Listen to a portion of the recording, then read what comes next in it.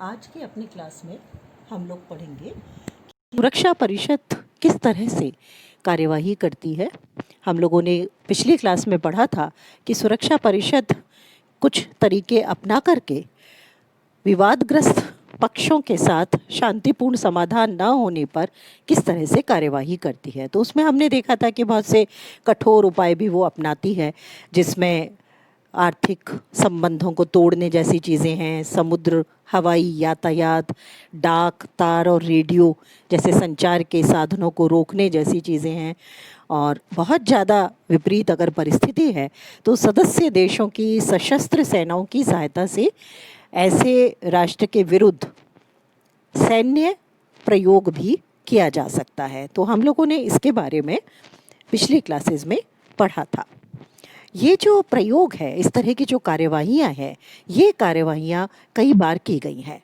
खाड़ी संकट में 1990 से 91 में सुरक्षा परिषद ने ईरान के खिलाफ सैनिक कार्यवाही की थी। इसी तरह से 1992 में लीबिया के खिलाफ आर्थिक प्रतिबंध लगाने के साथ साथ हवाई यातायात पर प्रतिबंध भी लागू किया था। इसी तरह से परमाणु कार्यक्रम के कारण अमेरिका बहुत ज़्यादा नाराज था ईरान से, और इसीलिए 23 दिसंबर 2006 को ईरान पर कुछ व्यापारिक प्रतिबंध भी लगाए गए। इससे पहले भी ऐसा हो चुका था जब उत्तर कोरिया ने परमाणु परीक्षण किया था और पूरा विश्व समुदाय इससे काफ़ी नाराज था और इसके खिलाफ सुरक्षा परिषद ने कड़े सैन्य प्रतिबंध लगाए थे। सुरक्षा परिषद ने फरवरी 2011 में लीबिया में गद्दाफी शासन के विरुद्ध भी कठोर प्रतिबंध लगाए थे। जो गद्दाफी का शासन था उसके खिलाफ वहाँ की जनता काफ़ी लंबे समय से उनके हटाने को लेकर के मांग कर रही थी, क्योंकि गद्दाफी जो थे, कर्नल गद्दाफी 41 साल तक वहाँ के राष्ट्रपति रहे थे। जनता उनके विरुद्ध आक्रामक हो गई थी और ऐसी स्थिति में सुरक्षा परिषद ने फरवरी 2011 में गद्दाफी शासन के विरुद्ध प्रतिबंध लगाए। न केवल गद्दाफी के परिवार के खिलाफ लगाए, उसके सदस्यों के खिलाफ लगाए, बल्कि जो ये क्रांति वहाँ हो रही थी और जितने लोगों की मौत हुई, जो जान माल की हानि हुई, उसके लिए जिम्मेदार जितने भी उनके शीर्ष रक्षा और खुफिया के अधिकारी थे, उन सब की संपत्तियों को भी सील कर लिया और उसके साथ साथ हवाई यात्रा पर भी उनकी रोक लगा दी और लीबिया के साथ शस्त्रों के कारोबार पर पूरा प्रतिबंध लगा दिया गया। ये इसलिए किया गया ताकि उस क्षेत्र में शांति को स्थापित किया जा सके। 20 मार्च 2011 से गठबंधन सेनाओं के माध्यम से, जो नाटो की गठबंधन सेना थी, उसके माध्यम से हमले शुरू किए गए और इसके लिए 19 मार्च 2011 को सुरक्षा परिषद ने सैन्य हस्तक्षेप की अनुमति लीबिया में दे दी थी। तो इस तरह से सैनिक हस्तक्षेप भी सुरक्षा परिषद के आदेश से होता है।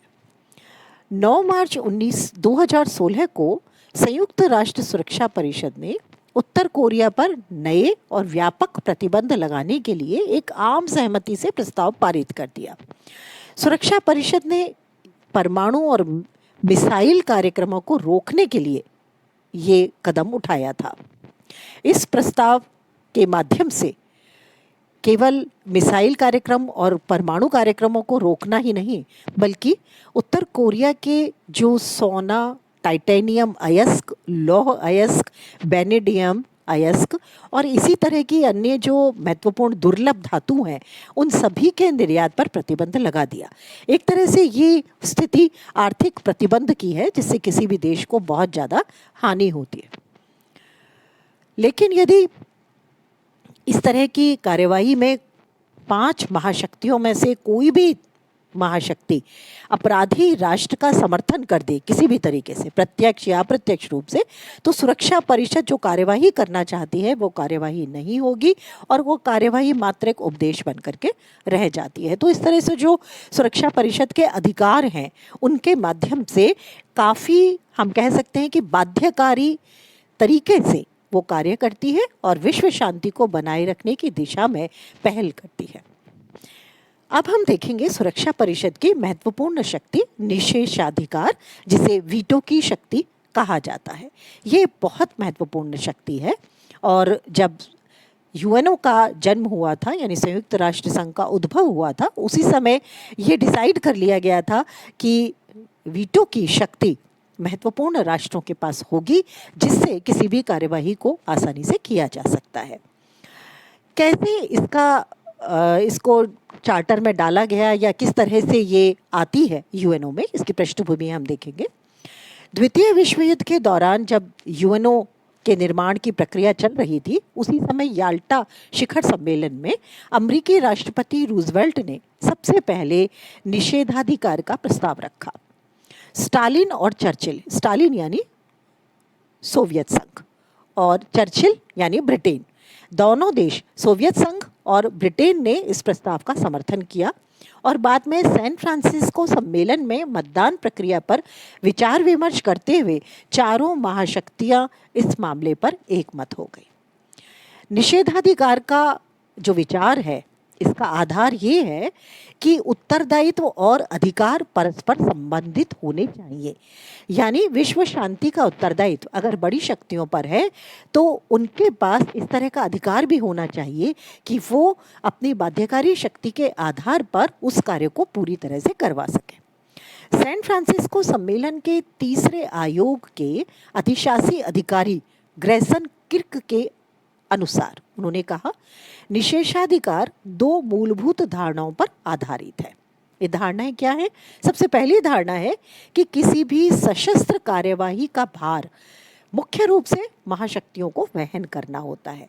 इसका अर्थ है कि कोई भी सशस्त्र कार्यवाही अगर होनी है तो सेना का एक बड़ा हिस्सा महाशक्तियों से आता है, खर्च भी आता है और सेना भी आती है। इसमें यह आशा करना बेकार है कि देश उन कार्यवाहियों के लिए अपनी सेनाएं देंगे जिनका वो समर्थन नहीं करते। यानी कोई भी जो बड़ी शक्तियां हैं उनमें से अगर कोई भी शक्ति उस बाध्यकारी कार्यवाही के लिए तैयार नहीं है तो वो अपनी सेना नहीं देगा और ये जो कार्य है ये निष्फल हो जाएगा। दूसरी जो बात इसमें आई, धारणा आई, वो है संयुक्त राष्ट्र संघ अपनी सभी कार्यवाहियों के लिए महाशक्तियों के सहयोग पर निर्भर है। यदि सहयोग नहीं मिलता तो सारी व्यवस्थाएं खुद ब खुद खत्म हो जाती हैं, क्योंकि चाहे धन की बात हो, चाहे सेना की बात हो, चाहे सहमति की बात हो और चाहे जनमत को जागृत करने की बात हो, सभी में महाशक्तियों की महत्वपूर्ण भूमिका है। निषेधाधिकार का जो प्रावधान है ये अमेरिका के समर्थन में रखा गया था। इसका प्रयोग किस तरह से और कब कब किया गया इसके बारे में हम देखेंगे। सोवियत संघ ने 16 फरवरी 1946 को सबसे पहले इसका प्रयोग किया था। संयुक्त राष्ट्र संघ की 1945 में स्थापना के बाद सोवियत संघ, जो वर्तमान में रूस के नाम से जाना जाता है, उसने अभी तक सुरक्षा परिषद में इसके वीटो का प्रयोग 132 बार किया है। सामान्य तौर पर यह माना जाता है कि वीटो का प्रयोग एक महाशक्ति दूसरी महाशक्ति की बात को काटने के लिए या उसका विरोध करने के लिए भी करती है। क्योंकि द्वितीय विश्व युद्ध के तुरंत बाद शीत युद्ध शुरू हो गया था, इसलिए वीटो का प्रयोग भी बहुत ज़्यादा बार किया गया था। इस वीटो की शक्ति का इस्तेमाल करने वाले जो सदस्य राष्ट्र हैं उसमें अमेरिका का दूसरा स्थान है, जिसने 83 बार वीटो की शक्ति का प्रयोग किया है। ब्रिटेन ने 32 बार और फ्रांस ने 18 बार इसका प्रयोग किया है।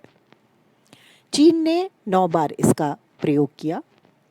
इस तरह महाशक्तियों ने वीटो के प्रयोग के आधार पर एक तरह से शीत युद्ध को संयुक्त राष्ट्र संघ तक पहुंचा दिया। एक महत्वपूर्ण बात यह है कि संयुक्त राष्ट्र संघ के चार्टर में वीटो शब्द का इस्तेमाल नहीं हुआ है। रूस एक समय वीटो के इस्तेमाल का इतना ज़्यादा